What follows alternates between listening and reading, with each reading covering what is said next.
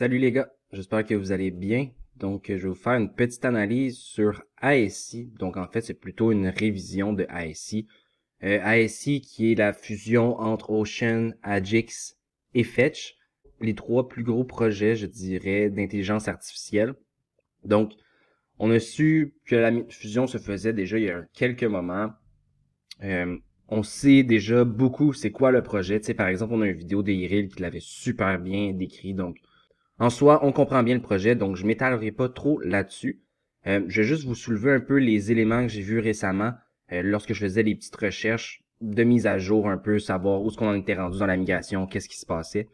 Donc, en gros, tu sais, en soi, ASI, on le sait qu'ils veulent déjà avoir l'utilisation de plusieurs chaînes. Donc, on a eu Ethereum, qui était une des premières chaînes qui était déjà utilisée par l'écosystème en général des trois membres. Après ça, on a aussi Cosmos, donc pour tout ce qui est Fetch, puisque Fetch est basé sur Cosmos. Après ça, on a eu BNB qui a été annoncé récemment, comme quoi qu'ils vont utiliser un produit de BNB. C'est le produit BNB Greenfield, qui c'est un produit de disponibilité des données qui est primordial pour les modèles d'intelligence artificielle. Donc au début, c'est un partenariat pour Greenfield, leur produit Greenfield. Mais à long terme, il y a des petites discussions, du moins, ils ont pas fermé la porte à ce que le jeton ASI soit sur BNB et que le réseau BNB pourrait probablement être utilisé dans différents cas d'utilisation de l'écosystème en général de ASI. Donc, BNB a été annoncé comme étant un partenaire, mais on a aussi eu Cardano qui a été sorti. En fait, ils ont lancé le jeton Fetch sur Cardano. Donc ça fait en sorte que c'est comme s'il était à la phase 1 aussi sur Cardano. Ça, ce que ça veut dire, c'est que les gens qui, par exemple, qui ont des AGIX sur Cardano vont pouvoir faire une migration vers le jeton Fetch au même ratio qui était déjà préétabli. Donc, dans le fond, ce qu'on comprend maintenant, c'est que le réseau Cardano va faire partie de l'écosystème ASI, puis lui, il est vraiment intégré. Puis, je crois qu'une des raisons pourquoi on n'a pas eu beaucoup plus de nouvelles d'un point de vue technique, parce que, par exemple, on sait la phase 1, c'était migration de Ocean, migration de Ajax vers Fetch, puis on commence à avoir du rebranding sur certains sexes. Mais après ça, ce qui arrive, c'est qu'eux, il y a toute la phase 2 qui est peut-être un peu plus technique, puis qui est beaucoup plus dans le back-end. Puis quand ils ont fait l'annonce Cardano, il y a eu soudainement quelques personnes dans les commentaires qui commençaient à s'emballer à se dire « mais comment ça ASI est rendu sur Cardano? Où c'est qu'on a eu à voter ça? » Les gens croyaient qu'en fait ASI allait utiliser seulement Cardano. Donc, on peut comprendre que l'équipe pousse pas trop des nouvelles qui sont pas d'ordre public pour éviter une confusion, parce que même quand c'est d'ordre public, ça peut créer des confusions. Donc, je pense que c'est ça présentement la grosse pierre angulaire du projet ASI, c'est qu'ils ont une communication que certains peuvent critiquer, ce qui est comprenable. Ce manque de communication-là va apporter un certain ombre sur le projet, dans le sens que là, les gens peuvent commencer à mettre du FUD, commencer à dire comme quoi que ça avance pas, que ça arrivera jamais. Mais je pense qu'après ça, si on se fie à toutes les communications publiques, c'est-à-dire qui sont émises par les équipes et même les trois projets en périphérie, tout semble aller dans la bonne direction. Puis moi, je pense aussi, je crois beaucoup à la game theory, que c'était trois projets tout seuls qui avaient une certaine traction, qui avaient certains fondamentaux, qui faisaient en sorte qu'il y avait un avantage. Donc, je crois vraiment pas que ces trois projets-là se seraient fusionnés pour ne rien créer, parce qu'au sinon, ils étaient déjà plus gagnants en étant trois séparés. Donc, moi, j'ai vraiment la mentalité que la fusion va bien se passer. Présentement, le manque de communication est probablement lié au fait que ça ne concerne pas le public. Ils veulent éviter les confusions. Puis, quand on dit des communications, ben, en soi, tu sais, il y a souvent des posts, il y a souvent des communications sur l'avancement. Puis, en plus, par exemple, le fondateur, Ben, il fait des AMA. Il a mentionné comme quoi que d'un point de vue technique, la migration était pas mal toute faite. En plus, tu vas parler à Token 2049, qui est un événement qui arrive bientôt. Donc, tu sais, je pense pas que ce soit quelqu'un qui soit mal enligné ou quoi que ce soit. Puis surtout, lorsqu'on deal avec des projets d'une telle envergure, ça serait vraiment surprenant à voir là, pour ma part. Mais en soi, c'est bon de rester prudent, c'est bon de suivre les discussions, puis c'est toujours bon aussi, tu sais, de critiquer un processus de migration, parce que c'est là qu'on voit si les gens sont vraiment sérieux ou non. Puis par exemple, j'avais fait un petit tour dans le Discord, voir qu'est-ce qui se parlait, comment que les gens réagissaient. Puis par exemple, il y avait quelqu'un qui essayait de mettre du FUD, qui était comme pourquoi des grosses compagnies de 3 milliards chaque ont pas réussi à faire un dashboard compréhensible de des phases qu'on est en train de faire de la migration. Puis c'est là qu'on réalise qu'en fait, leur roadmap a été mis depuis le début sur singularity.net, par exemple. C'est la même roadmap qu'on a depuis le début en niveau phase 1 et phase 2. La roadmap ici qu'on voit, donc phase 1 et phase 2.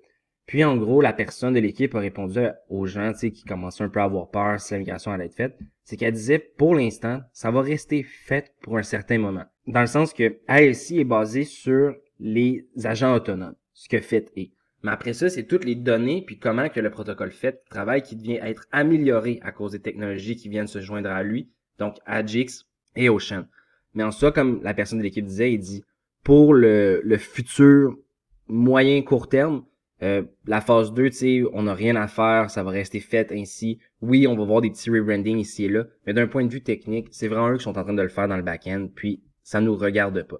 Donc, moi, personnellement, à avoir vu ces projets-là naviguer durant les différents marchés, à voir les fondamentaux que les trois projets apportent, à voir ce qu'ils essaient de construire, je crois que ça fait un peu de sens qu'il y a un certain délai, parce que si ça aurait été trop rapidement, il aurait été autant critiqué, dans le sens qu'une migration trop rapide, ça aurait mis du stress sur la communauté, ce qui aurait été aussi négatif.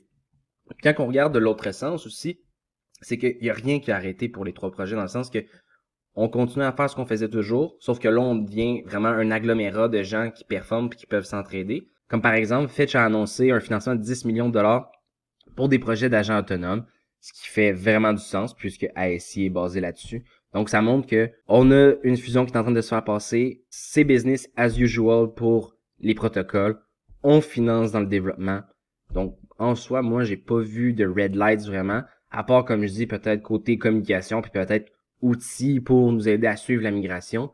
Mais encore là, la question se pose à savoir, est-ce que c'est vraiment pertinent de mettre au courant les gens de tous les petits points techniques, alors que ça peut créer une certaine confusion qui risque de créer plus de problèmes. Donc, je pose la question.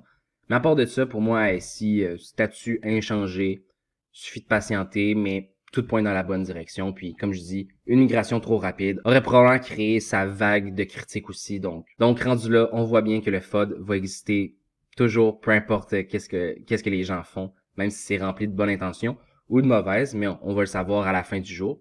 Mais ce que je veux juste dire par là, c'est que les critiques sont toujours là. C'est important de les constater, c'est important de les regarder. Mais après ça, si on est capable de trouver un peu la vérité à travers le tout, ben, tant mieux. Puis en fait, ce que je voulais dire par là, c'est juste que la critique va toujours exister, peu importe quelle méthodologie que les équipes utilisent. Mais pour ma part, j'avoue que un petit peu plus de communication ou peut-être des fenêtres avec des dates, ce qui peut aussi être un couteau à double tranchant si l'équipe ne réussit pas à les respecter, puis aussi avec la nature assez technique de la migration qu'ils font, ça peut être vraiment un couteau à double tranchant.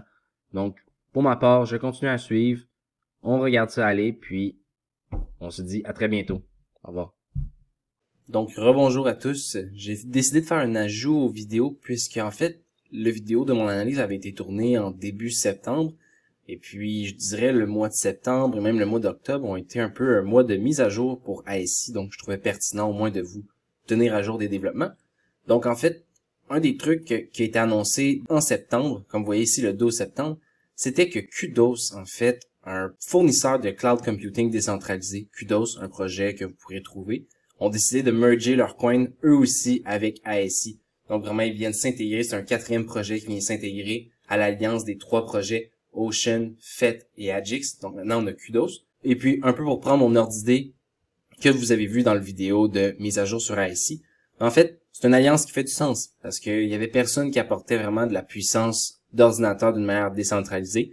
Donc, c'est vraiment le rôle que Kudos prend au sein de l'écosystème. Et puis, depuis, en fait, je dirais une mise à jour qui est quand même intéressante de la part de l'équipe de ASI, c'est tout ce qui est leur programme ARIS. Donc, en fait, ARIS, c'est un acronyme pour ce mot-là, donc je vais me retenir de le dire pour pas le massacrer, mais en gros, c'est vraiment pour les agents autonomes, puis c'est le concept que l'agent autonome est capable de s'inférer pour pouvoir apprendre des tâches à lui-même. Puis ce qu'ils ont fait, c'est qu'ils ont lancé ARIS, mais avec Minecraft. Puis ça, je trouve ça quand même drôle et intéressant parce que ce qu'il faut comprendre, en fait, c'est que malgré que le fait que Minecraft, c'est un jeu qu'on pourrait dire enfantin dans un sens, mais c'est un jeu qui est hyper complexe dans le sens qu'il y a plusieurs recettes, il y a plusieurs stratégies, il y a plusieurs... C'est vraiment un monde réel qu'on se crée. Puis ce que je veux dire par là, c'est que je trouvais ça intéressant au début parce que je voyais beaucoup de commentaires de gens qui étaient comme « Qui a besoin de ça, un robot qui apprend lui-même à jouer à Minecraft? » Sauf que justement, quand on lit un peu vraiment l'article qu'ils ont publié, on découvre vraiment que leur but, c'est juste de montrer que c'est un use case que une intelligence artificielle, un agent autonome, peut vraiment apprendre par lui-même comme jouer à un jeu. Mais après ça, s'il est capable de jouer à Minecraft, En théorie, il peut faire à peu près tout dans le monde réel en général aussi. Il faut juste vraiment lui apporter les données, lui donner la tâche, et puis il va être capable d'apprendre par lui-même. Donc, je trouve que c'était vraiment intéressant comme concept. Donc, en gros, c'est vraiment les nouveautés du côté de ASI. Donc, nouveau partenariat avec Kudos pour de la puissance de calcul. Nouveau produit qui est lancé qui s'appelle ARIS. Donc, ARIS qui est un acronyme, comme je disais, pour les agents autonomes de renforcement. Donc, c'est des agents autonomes qui apprennent par eux-mêmes. Et puis là, on voit un premier démo qui est utilisable dans un jeu vidéo qui est extrêmement connu et utilisé à travers le monde. Donc, je trouve ça intéressant comme concept. Il faut pas oublier que c'est comme un peu comment je pourrais dire, une preuve de concept. Mais après ça, c'est où est-ce que ça va être appliqué par la suite qui va être vraiment intéressant. Donc, pour répondre à la question des gens, s'il y avait un peu de développement chez ASI, on a des formes de développement qui commencent à arriver. Donc, à suivre pour la suite. Donc, sur ça, je vous dis à très bientôt.